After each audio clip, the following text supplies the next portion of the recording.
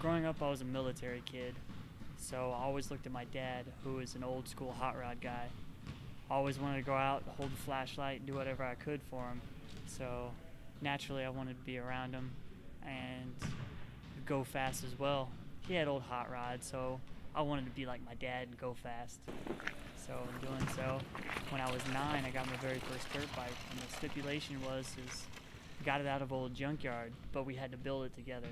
So it was me and my dad rebuilding this old dirt bike when I was 9 years old, and ever since then I got hooked. It was quick like a drug.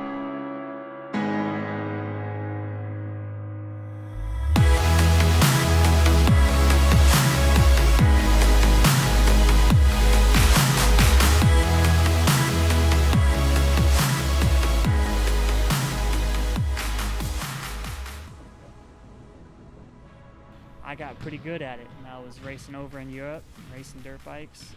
Got pretty good, got pretty fast, had a good time.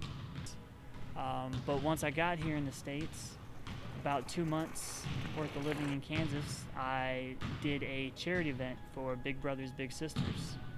At the charity event, there was about 400 people, and there was nobody there who raced except for me and one other kid.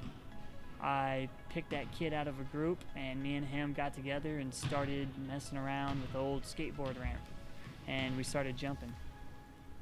Nothing extreme, nothing crazy, nothing out of this world. Just two kids trying to have fun, wasting time. So we went to the tree line, and we were hitting this little skateboard ramp as fast as you could hit it on a dirt bike, as fast as it would go. And we were jumping up the hill, over the dirt road, and down the other side. Everybody was there. They saw us. They looked at us. They thought they oohed and awed, and then they went on their way. And we continued to jump it, just following each other. His brother, the kid I was riding with, was sitting on the 2-lane dirt road, watching us jump, following each other, playing follow the leader.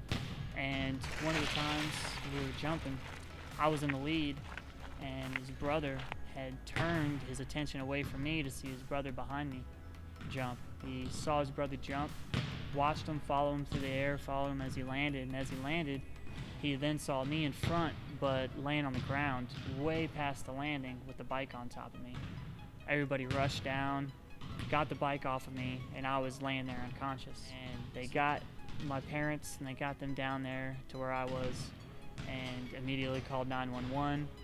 They were informed that they couldn't get an ambulance or any other vehicle in there because they said I wouldn't survive the ride out. So they got a helicopter in, and I remember thinking, cool, helicopter. I've never been in a helicopter before, I'm gonna remember this.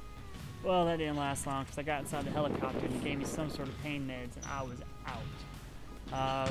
They couldn't take me to the immediate hospital. They said they didn't have the means to do what they needed to do, so the life flighted me over to the next biggest town, which was Topeka, Kansas.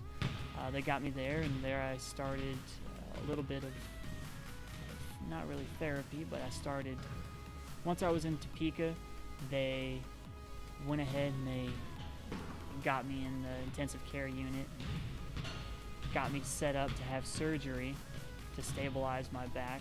From there, they took me to Colorado.